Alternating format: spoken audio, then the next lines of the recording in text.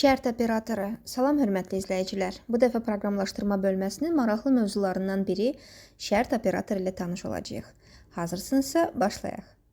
Bəzən proqramlarda elə vəziyyət olur ki, nəticə müəyyən bir şərtdən asılı olur.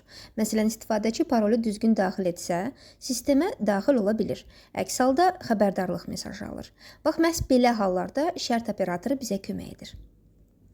Şərt operatoru proqramlaşdırmada qərar qəbul etməyə imkan verən operatordur. Yəni, proqramın gedişi müəyyən bir şərtdən asılı olaraq dəyişir. Sadə dillə desək, şərt operatoru proqramı düşündürür.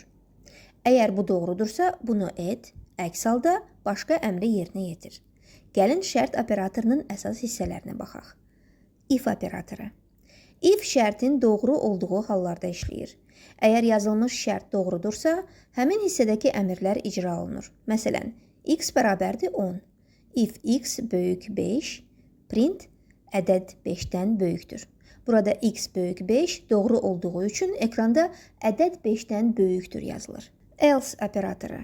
Else şərtin yanlış olduğu hallarda icra olunur. Yəni, if-dəki şərt ödənmədikdə else hissəsi işləyir. Məsələn, x bərabərdir 3. If x böyük 5, print böyükdür, else print kiçikdir və ya bərabərdir. Burada x böyük 5 doğru deyil. Ona görə proqram kiçikdir və ya bərabərdir yazır. Elif operatoru. Elif else if sözündən yaranıb. Bir neçə şərti ardıcıl yoxlamağa imkan verir. Məsələn, x bərabərdir 5. If x böyük 10. Print böyük. Elif x 2 bərabər 5. Print bərabər. Else print kiçik. Burada x 2 bərabər 5 doğru olduğu üçün ekranda bərabər yazılır.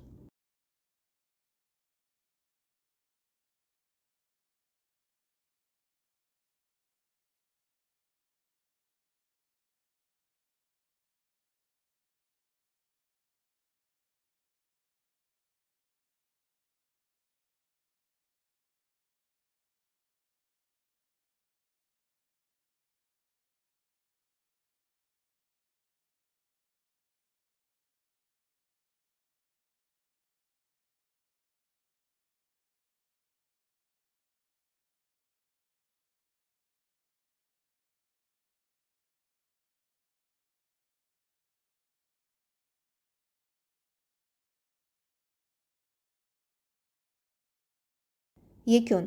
Deməli, bu dərsdə öyrəndik ki, şərt operatoru proqramda qərar verməyə və müxtəlif hallara uyğun əmrləri yerinə yetirməyə imkan yaradır. Bəzən proqramın gedişi müəyyən bir şərtdən asılı olur. If operatoru proqramda şərtin doğru olub olmadığını yoxlayır.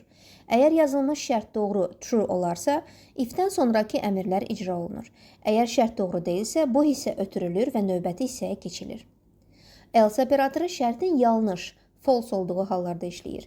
Yəni, if-dəki şərt ödənmədikdə else hissəsindəki əmrlər yerinə yetirilir.